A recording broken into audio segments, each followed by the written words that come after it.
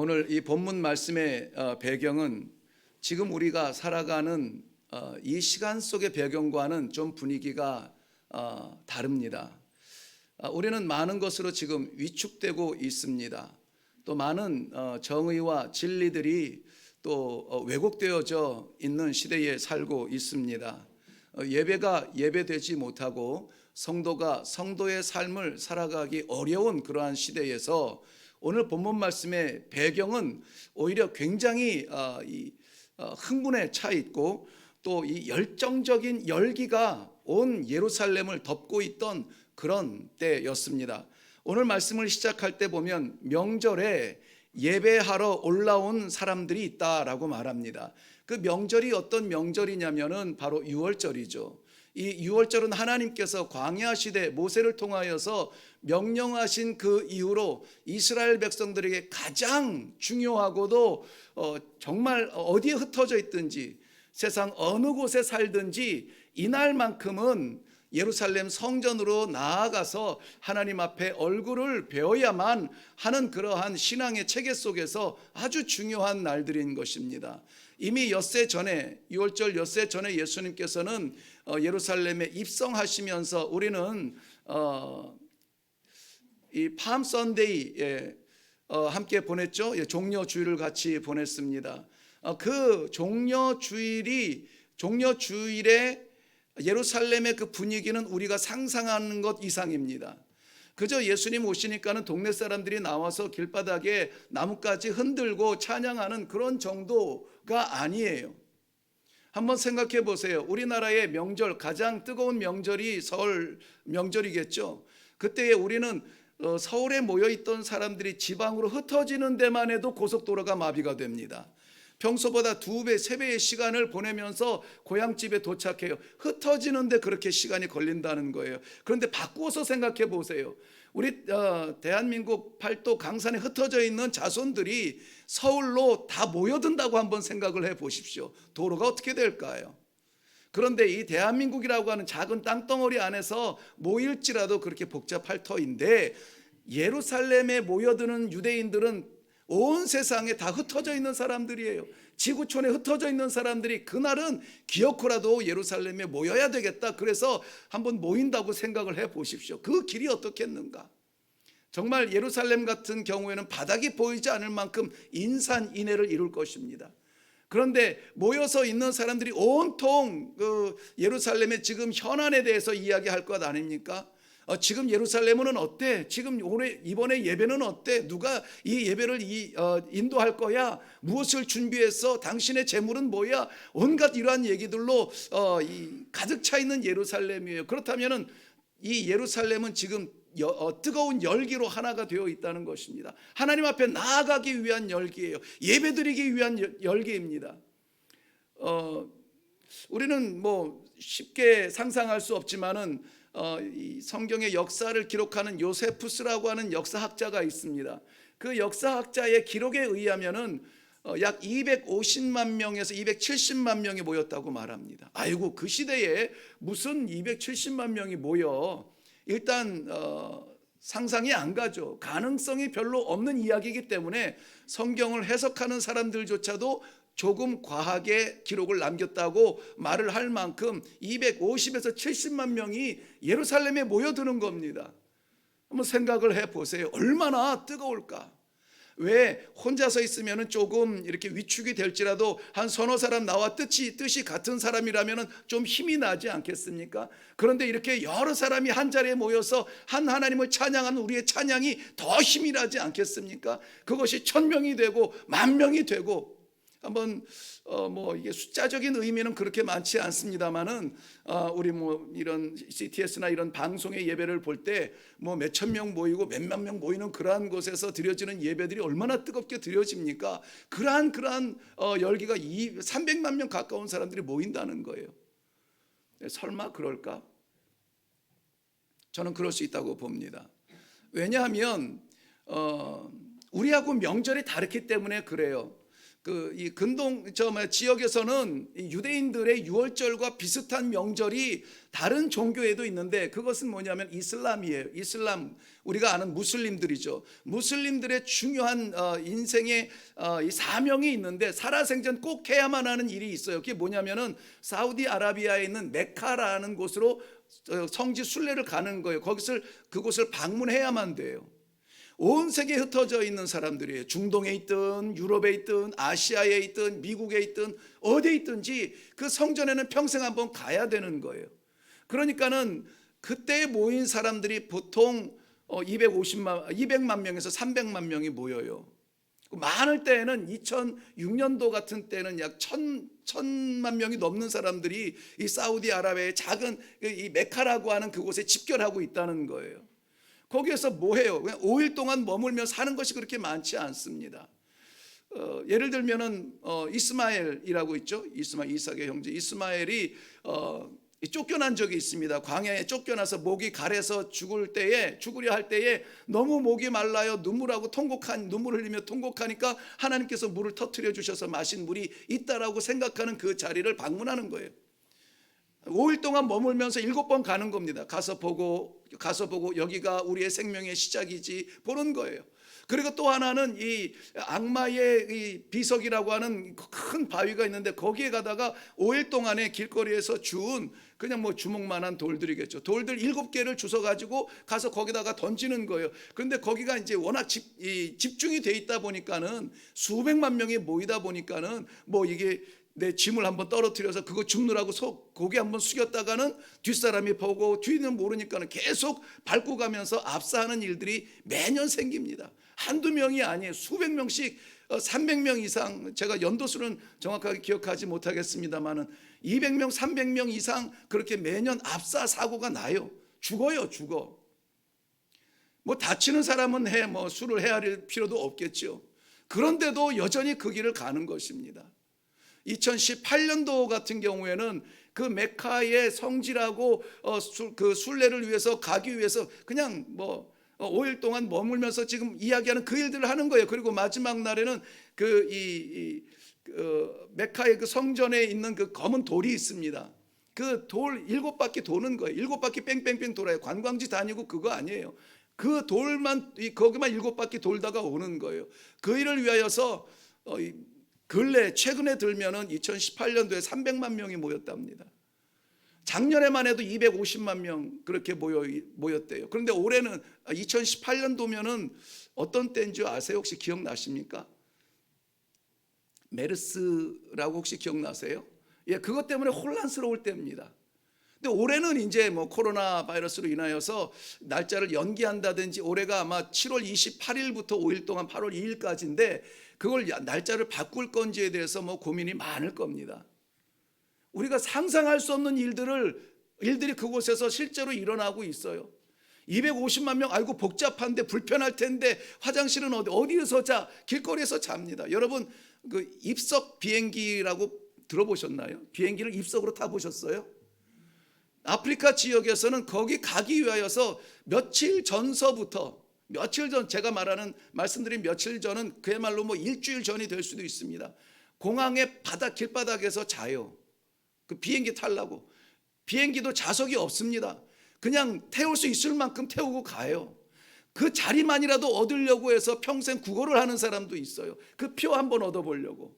그리고 해가 떠서 비행기가 움직일 때가 되면은 전부 다 그 공항을 바라봅니다. 몇 명 하면은 거기에 줄 서서 막 타보려고 합니다.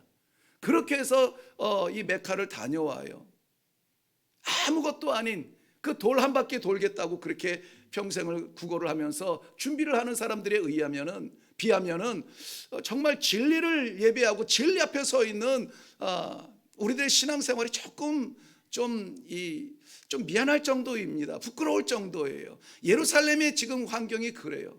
예루살렘이라고 하는 이 작은 도시 안에 300만 명 가까운 사람들이 모여서 한마디를 이야기하는 겁니다. 지금 이번에 이슈는 그겁니다. 드디어 예수가 왔다며, 다윗의 자손 예수가 등장했다며 한 사람을 찾고 있습니다. 왜 그러냐면은 예루살렘에 들어오기 전에부터 예수님은 이미 유대인들에게는 소문이 났습니다. 특별히 이번 6월절에 예루살렘에 올라오기 전에도 벌써 이 소경의 눈을 뜨게 하시고, 심지어는 바로 불과 수일 전에 이 죽음 가운데, 아니 죽을 뻔한 사람이 아니라 무덤 가운데 있는 나사로를 살리셔서 백성들이, 사람들이 보는 눈앞에서 나사로가 붕대를 풀어버리는 것을 본 거예요. 그 예수님이 예루살렘에 입성할 때에 사람들은 잎사귀 꺾고 흔들면서 자기 옷을 펼치면서 호산나 호산나 다윗의 자손으로 오시는 이시여 호산나 호산나 하더라. 성경은 분명히 그렇게 기록하고 있어요. 호산나라는 말은 시편 118편에 나오는 그 단어를 그대로 사용한 건데, 호시아나이죠. 호시아나는 호세야, 여호수아, 예수 다 똑같은 말이에요. 구원이라는 말인데 중요한 건 뭡니까? 나라는 거예요. 나. 호산나 호산나. 나라는 말은 지금이거든요. 지금 그렇게 오랫동안 기다려왔던 구원이 지금 예루살렘에서 이루어지고 있다. 호산나 호산나.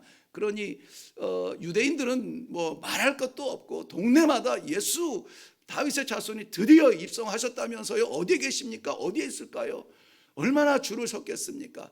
그 가운데 헬라인들도 개종하여서 이 메시아를 기다리는 그 사람들도 예수를 만나고 싶어서 왔습니다. 제자들이 어떻게 할 줄 모르는 거예요. 빌립이 어떻게 해야 될지 몰라 안드레에게 말합니다. 안드레가 어떻게 할 줄 몰라 예수님 앞에 나아가서 이야기를 합니다. 그러한 복잡한 가운데 있어요. 이 광경을 한번 상상을 해보니까 굉장히 좋은 기회입니다. 옥상에 한번 딱 올라가서 손 한 번만 들면은 저분이 예수다, 저분이 다윗의 자손이다, 예루살렘의 온갖 주목을 받고 영광을 받으실 그러한 순간이에요. 그러한 순간에 예수님은 이렇게 대답하십니다. 하늘의 밀이 땅에 떨어져 죽지 아니하면 하늘 그대로 유지가 되겠지만 죽으면 많은 열매를 맺느니라. 하늘의 밀의 자신을 비유하고 있습니다. 이스라엘 백성들은 화려한 사랑을 주님한테 보여주기를 원했어요. 박수를 치면서 영광을 올리면서 춤을 추면서 다윗의 자손 왕이시여, 화려한 사랑, 눈에 보이는 사랑, 그런 사랑으로 예수님 앞에 보여주기를 원했습니다. 예수님을 향하여서 표현하기를 원했어요. 그런데 예수님이 나타내기를 원하는 사랑은 화려한 사랑은 아니었어요. 오히려 이해할 수 없는, 말도 안 되는, 묻혀서 죽어지는 그러한 하나의 미래의 사랑을 이야기했습니다. 장로님 기도하셨듯이 오늘 우리는 하나님께서 이 땅에 허락하신 가정이라는 환경 속에서 부부 주일로 보내게 됩니다. 가정은 우리가 사랑하는 사람을 만나서 우리가 일궈놓은 내 사랑의 소망이 아니에요. 우리 믿는 사람은 그렇게 말하지 않습니다. 어떤 남편을 만났든 어떠한 아내를 만났든 어떠한 자녀를 생산을 했든 그것은 우리의 의지가 아니라 하나님께서 구원의 섭리 가운데 만나게 하신 구원의 텃밭이라는 겁니다. 그래서 우리가 가정을 바라볼 때에 무엇보다 우리 가정이 구원의 가정 되기 위하여서, 하늘의 가정 되기 위하여서 그것부터 기도해야 돼요. 가정의 이 부흥과 성장과 넓은 평수로의 이사와 승진과 이런 것들 다 귀합니다. 중요해요. 그것보다 먼저 되어야 될 것은 가정이 하늘문이 열리는 그러한 복음의 가정이 되어야 된다는 것입니다. 화려해 보지 않아도 괜찮아요. 좀 없이 살아도 괜찮아요. 그런데 그 안에 생명이 있느냐가 더 중요하다는 것이에요. 이게 저는 보여줄 수 있으면 정말 좋겠는데 보여줄 수 없는 것이 너무나 안타까워요. 300만 명 가까운 사람들이 이 예루살렘이라고 하는 도시로 치자면 우리 수지구만한 그러한 도시에 모여서 그 300만 명이 모였다고 생각하고 거기에서 나사렛 자손 예수야 막 외치는 그 함성 소리 한번 들어보면은 그거면 끝장나는 거 아닙니까? 종교의 중심인 예루살렘에서 선포되었으면은 그거는 끝입니다. 그러나 예수님은 그 사랑을 받지 않으세요. 대신에 자신의 희생적 사랑을 말씀하여 주고 계시는 것입니다. 이 시대에 필요한 사랑이에요. 왜 불화가 일어나고 왜 가정이 깨어집니까? 내 마음에 차지 않으니까 깨어지는 것 아니에요. 내가 기대했던 사람은 그런 사람이었는데 채워지지 않는 거예요. 내가 바라는 가정은 이런 가정이었는데 채워지지 않는 거예요. 그러니 가정에 만족 못하고, 배우자에 만족 못하고, 환경에 만족 못하고, 언성이 높아지고 고래고래 싸움하다가 못 참겠다 헤어지는 거고. 정작 이 사랑의 본질은 받는 사랑이 아니라 주는 사랑이라는 거 우리는 너무나 잘 알잖아요. 우리가 할 수 있는 사랑이라는 게 어디 우리 속에서 나온 겁니까? 우리도 받았잖아요. 우리도 받았는데 왜 줄 생각을 안 해요? 끝까지 받기만 하려고 하는 거예요. 예수님은 오늘 기꺼이 미랄처럼 땅에 떨어져 썩어지며 죽어질지라도 이 사랑을 끝까지 포기하지 않는 예수님의 사랑을 우리들에게 소개해 주고 있습니다. 오늘 말씀 가운데 우리 주님의 사랑을 만분의 1이라도 마음에 담고 내려가서 그 사랑을 흉내라도 내는 그러한 귀한 성도님들의 가정이 되시기를 바랍니다. 한 알의 밀알이 땅에 떨어져 죽어야 된다. 아니 지금 온 예루살렘이 박수를 치면서 영광을 올려드리고 있는데, 호산나 외치고 있는데 땅에 떨어져 죽을 것을 이야기하는 예수님. 그런데요, 그것을 괴로움 가운데 말하지 않습니다. 그것을 오히려 영광이라고 표현하세요. 우리 말씀 한번 가서 볼게요. 24절 말씀은 밀알의 이야기를 했습니다. 24절 한 알의 밀이 땅에 떨어져 죽지 아니하면 이라고 하는데, 그 바로 앞절을 한번 가서 볼게요. 바로 앞절, 예수께서 대답하여 이르시되 인자가 영광을 얻을 때가 왔도다라고 말하고 있어요. 그리고 이어서 하시는 말씀이 뭐예요? 밀알이 땅에 떨어져 죽어야 하리라 하는 거예요. 죽음의 순간을 바라보면서 영광의 때가 왔구나 하는 거예요. 모두 다가 박수치는 그러한 자리에 서기를 원하지만 예수님은 박수치는 그 자리에 올라서지 아니하고 더 내려가시기를 원하시는 그 자리, 바로 이 밀알은 우리 예수님을 말씀해주고 있습니다. 빌립보서 2장 6절 이후에 보면은 그는 근본 하나님의 본체시나 하나님과 동등됨을 취할 것으로 여기지 아니하시고 오히려 자기를 비워 종의 형체를 가지사 사람들과 같이 되셨고 사람의 모양으로 나타나사 자기를 낮추시고 어디까지? 죽기까지 복종하셨으니 곧 십자가에 죽으심이라. 하나님의 본체, 하나님 자신 비슷한 게 아니라 하나님 자신이었어요. 그런데 그 하나님 자신인 그리스도께서 무한하고 영존하는 그 영광을 마음껏 누리셔야 하는 그 하나님께서 시공과 제한 속에 갇힌 인간의 몸이 되어서 지금도 죽어야 하는 것을 바라보고 계시는 것입니다. 고린도후서 8장 9절 말씀에는 우리 주 예수 그리스도의 은혜는 부요하신 이로써 너희를 위하여 가난하게 되셨다라고 말해요. 그가 가난하게 됨으로 말미암아 너희를 부요하게 하려 하심이라. 우리가 왜 부요함을 누립니까? 그가 가난하게 되셨기 때문에. 우리가 왜 생명을 얻었습니까? 그가 죽으셨기 때문에.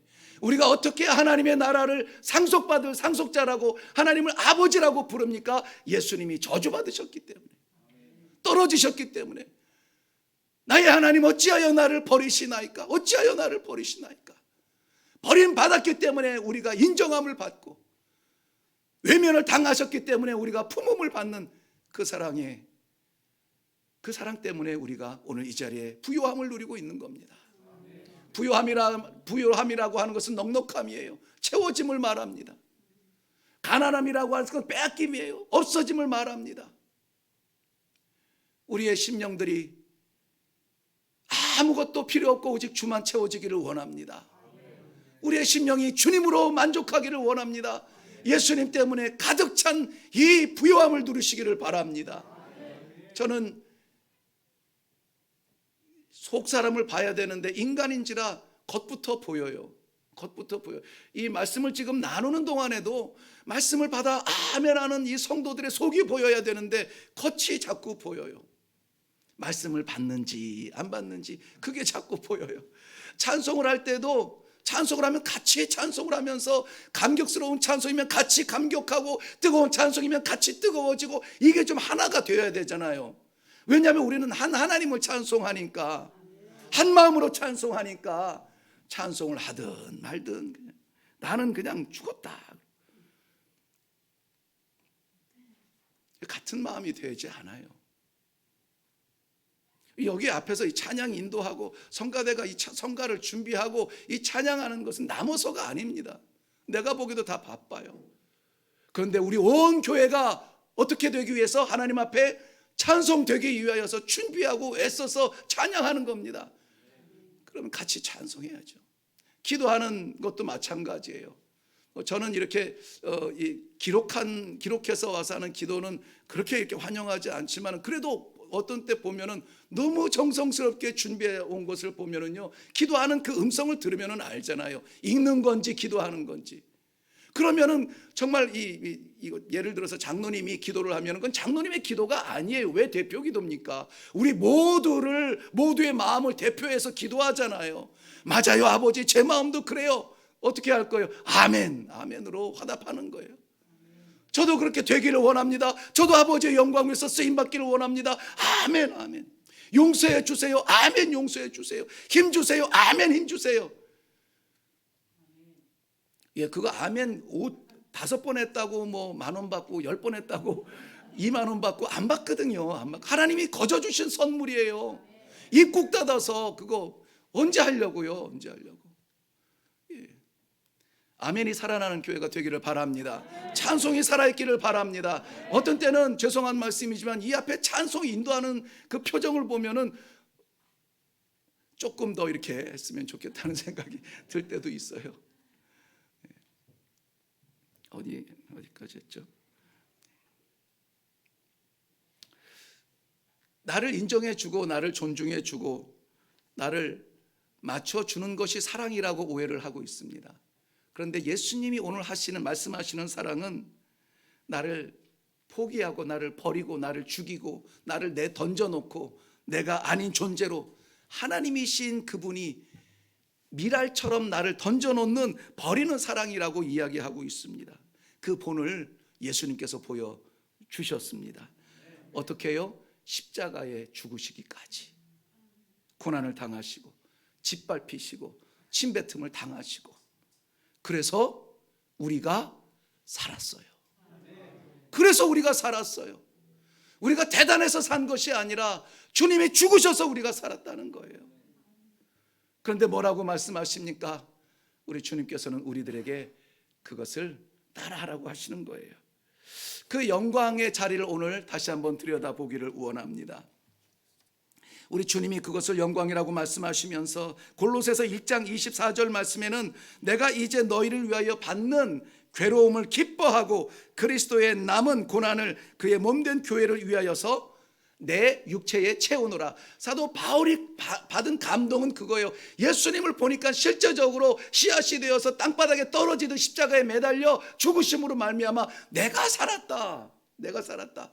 그러므로 나는 예수님을 닮고 싶어요. 예수님을 따라가고 싶어요. 예수님처럼 살고 싶어요. 그래서 바울은 이야기하는 겁니다. 그리스도의 그 남은 고난을 내가 내 육체에 채우노라. 누구를 위해서? 교회를 위해서. 자기를 위해서 채우는 게 아니에요.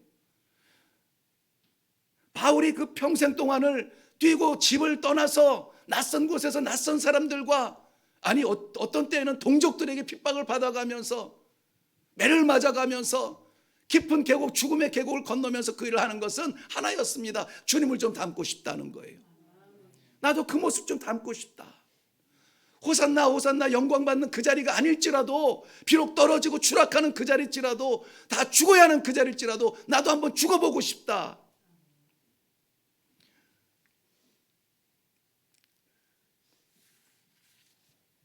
아무도 고난을 말하지 않습니다. 아무도 죽으라 말하지 않습니다. 누구라도 만족과 기쁨과 행복과 이러한 것들로 즐겁게 하기를 원합니다. 일주일 동안 살다가 힘이 들었는데 교회 와서까지 내가 그런 이야기를 들어야 되겠는가 불편해합니다. 그런데 말이에요, 우리가 기대하는 행복과 누림과 우리의 자유함은 너무나 근시안적인 거예요. 그거 누리다가 잃어버리는 것이 너무나 많은 거, 너무나 소중한 것을 잃어버려요. 그러나 우리 주님께서 걸으신 그 길은 잠시의 고난과 잠시의 죽음과 잠시의 떨어짐을 통하여서 많은 생명들을 살아나는 것을 보았기 때문에 그 길을 함께 가자라고 이야기하는 것입니다. 그 길에 우리를 초청하고 있는 것입니다. 여태까지는 듣기 괜찮았는데 우리를 거기로 초청한다고? 호산나의 자리가 아니라 미랄의 자리로 우리 주님께서는 초청하고 있는 것입니다. 26절 읽지는 않았지만 확장해서 읽어보면 26절은 이렇게 기록해요. 사람이 나를 섬기려면 나를 뭐 하라고요? 따르라. 나를 따르라. 나를 섬기려면 나를 따르라.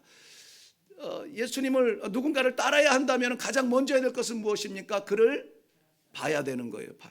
그래야 어디로 가는지, 어떻게 가는지 그것을 알 수 있지 않겠어요? 보지도 않고 어떻게 갑니까? 그래서 우리는 이 성경이나 예배나 모든 활동들 전부 다 통틀어서 누구를 봐야 되냐면 예수님을 봐야 되는 거예요. 철저하게 예수님을 봐야 돼요. 사람이 아니라 예수님을 바라봐야 그렇게 사셨구나, 그렇게 하셨구나, 원수를 용서하셨구나, 죽는 자리에 추락하셨구나, 그대로 따라갈 거 아닙니까? 주님께서 연약하고 불쌍한 영혼들 곁에서 그들을 위로했다. 그럼 우리가 갈 곳은 어디입니까? 연약하고 불쌍한 영혼들이 득식을 되는 곳이에요. 주님께서 마음이 상한 자와 불쌍한 자를 향하여서 손을 내미셨다. 그렇다면 우리가 내밀어야 되는 곳은 바로 그런 자리예요. 편안하고 안락하고 행복하고 멋있는 곳이 아니라. 저는 선교사로 섬기면서 많이 썼던 단어 중에 하나가 imitation이라는 단어예요. imitation. 얼른 떠오르는 게 뭡니까? 제가 한꺼번에 딱 들을게요. 시작. 그렇지. 짝퉁이죠. 짝퉁. imitation 짝퉁이에요. 근데 짝퉁도요, 형편없는 짝퉁이나 이 천대받죠, 제대로 만든 짝퉁은 제값을 받더라고요. 100만 원짜리 샤땡 이런 것들을 흉내 내잖아요. 비슷하게. 그러면은 최소한 50만 원은 안 사보셔서 모르시는구나. 그 정도는 받아요. 근데 샤땡 이름만 있지 너무 형편없어, 모양도 안 나. 그러면은 아무리 10,000원, 20,000원 해도 우리가 관심을 갑니까? 쳐다보지도 않아요. 비슷해야 인정을 하고, 똑같지 않냐? 이러면서 싼 맛에 그것도 사고 막 그러잖아요. 이미테이션이라고 하는 말은 이렇게 흉내내고 따라가고 이런 것들의 명사인데요. 이 동사는 이미테이터라고 말을 하는 거예요. 흉내내고 따라하고. 우리가 닮아갈 것이 예수님이라면 예수님을 좀 이미테이터 하자고요. 예수님은 예수님과 형편없으면 사탄도 관심 없습니다. 버려둬요. 이런 소리 있죠. 전 장로님만 보면은 예수님이 생각이 나요. 이거 불경스러운 말씀 같지만은요, 이거 굉장히 너무나 감사하고 감격스러운 말이잖아요. 목사가 돼서 평생 동안 목사님을 보면은 예수님 같은 생각이 들어요. 이 말 한번 못 듣고 하나님 만나면 그거 좀 억울할 것 같아요. 얼마나 닮아가려고 그랬는데 닮았다는 소리 한 번 못 들어요. 색깔이라도 닮아야지, 디자인이라도 닮아야지, 모양이라도 닮아야지, 냄새라도 닮아야죠. 집사님만 보면 예수님이 생각이 나요. 좀 이런 흉내를 좀 내고, 짝퉁도 거룩한 짝퉁은 괜찮다고 봐요. 우리 이 시간부터 거룩한 짝퉁이 돼서 예수님 흉내를 좀 내봅시다. 예수님 닮은 그러한 성도들이 되기를 바랍니다. 그래서 우리를 바라볼 때에 예수님은 근처도 못 가겠다, 산타도 관심 없이 버려두는 그런 존재가 아니라, 이거 안 되겠는데, 저렇게 가다가 진짜 닮겠는데, 어려워지고 시험이 찾아오고 유혹이 찾아오고 방해가 생기고 마음에 갈등이 생기는 그러한 신앙들, 그게 멋있는 신앙 아닐까요? 마태복음 11장 28절 말씀 보면 수고하고 무거운 짐진 자들아 다 내게로 오라 내가 너희를 쉬게 하리라. 너무나 좋아하는 말씀이에요. 그래서 예수님은 어떤 존재여야 돼요? 나에게 무엇을 주는? 쉼을 주는 분이어야 되는 거예요. 예수님한테 왔는데 쉼은커녕 자꾸 숙제만 줘. 쉬게 한다고 약속을 했는데 그거는 거기까지만 읽으니까 그래요. 성경은 거기서 끝나지 않아요. 그 다음 절을 읽어보면 이렇게 연결이 됩니다. 나는 마음이 온유하고, 앞에서부터 읽을게요. 수고하고 무거운 짐진 자들아 다 내게로 오라 내가 너희를 쉬게 하리라. 나는 바로 연결이 돼요. 마음이 온유하고 겸손하니 나의 멍에를 뭐하고 메고 내게 배우라. 그리하면 너희 마음이 쉼을 얻으리라. 할렐루야. 그 쉼이 여기에서 이루어져요. 어디에서 이루어집니까? 예수님의 멍에를 질 때예요. 예수님의 멍에를 질 때. 예수님한테 오는 게 아니고 와서 나한테 배워라. 배운다는 말은 따라가는 거잖아요. 흉내내는 거잖아요. 예수님께서 하신 그대로 할 때에 비로소 우리에게 쉼이 있는 겁니다. 멍에 없이 쉼이 없습니다. 예수님은 십자가의 멍에를 주어서 우리에게 영원한 쉼을 주셨는데 우리는 공짜로 그 쉼을 받으려고 그래요. 도대체 어디에서 온 마음입니까? 십자가 이 성도로 살아가기에, 이 그리스도인으로 살아가기에 짐이 없고 멍에가 없다면 긴장하셔야 돼요. 나는 짝퉁 흉내도 못 내는 거 아닌가?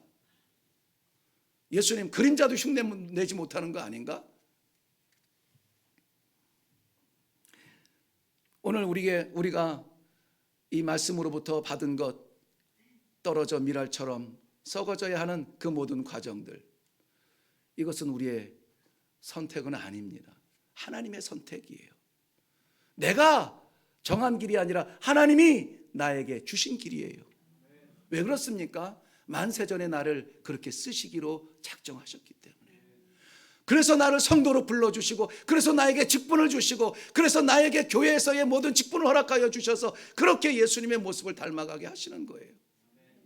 내가 하고 싶다고 해서 하는 게 아니고,